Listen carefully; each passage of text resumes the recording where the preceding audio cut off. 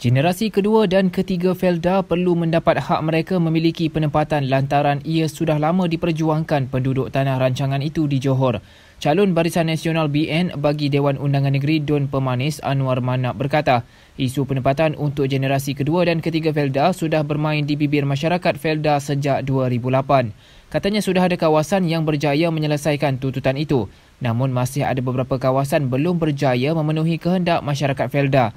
Bagi Dun Pemanis sendiri, Anwar berkata pernah ada badan bukan kerajaan NGO mengemukakan permohonan supaya setiap generasi kedua diberi tanah seluas 1,000 kaki persegi untuk dijadikan penempatan.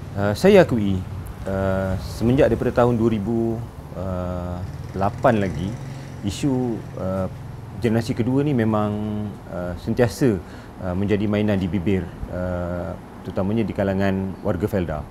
Kenapa? Sebab ada beberapa kawasan memang dah selesai pembangunan, penempatan dan generasi kedua ni dapat menikmati kemudahan yang telah diberikan. Tetapi ada juga beberapa kawasan Felda yang masih belum dapat dilaksanakan pembangunan perumahan untuk generasi kedua oleh kerana faktor pertama, kegagalan kontraktor, kegagalan pengurusan tanah dan juga kegagalan pihak Felda sendiri untuk memastikan pengurusan rumah generasi kedua ini dapat dilaksanakan. Bagi saya sebagai calon di N03 Pemanis, saya menghadapi masalah yang sama juga, terutama di kawasan Felda Pemanis sendiri, iaitu penempatan generasi kedua ini masih menjadi sesuatu harapan kepada generasi kedua dan ketiga di tanah rancangan Felda. Kenapa? Sebab sebelum ini ada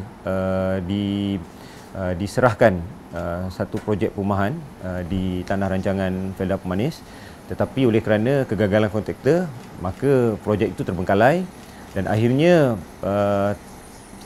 projek itu langsung tak dapat nak dilaksanakan.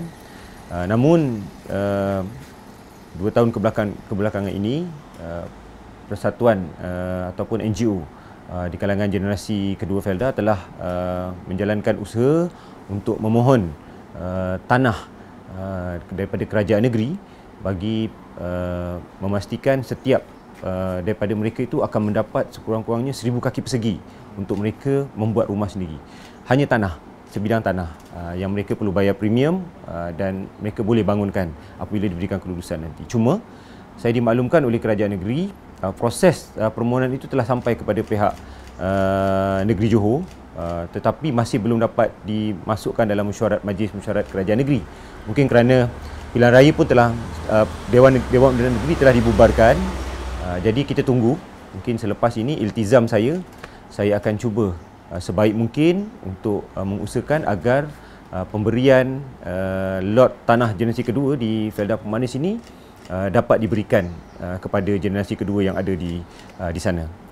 Dan di Felda Midoi, satu lagi Felda yang berada di bawah Dun Pemanis, alhamdulillah saya kira dah generasi kedua di sana dan ketiga dah menikmati sebidang tanah dan juga pembinaan rumah.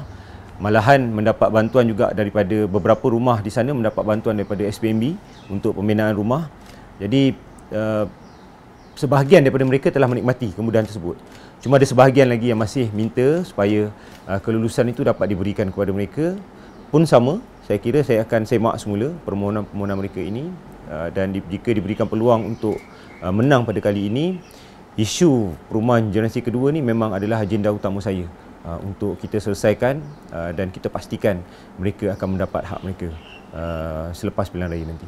Mengenai dakwaan beberapa pihak yang mahu masyarakat Felda berterima kasih kepada bekas Perdana Menteri Tan Sri Muhyiddin Yassin yang berjaya melupuskan hutang Felda sebanyak 8.3 bilion ringgit, Anwar berkata tidak sepatutnya hanya satu pihak mendapat penghargaan. Sebagai bekas Presiden Majlis Belia Felda Malaysia, saya turut bersama dalam mesyuarat, setiap kali mesyuarat di peringkat tertinggi Felda. Kebetulan saya dapat hadir sama. Sebenarnya usaha untuk melupuskan hutang Felda ni bukannya bermula setahun dua, tidak. Kita dah bermula daripada tahun 2015-2016 lagi. Dan proses ini bukanlah boleh mengambil proses yang sekejap.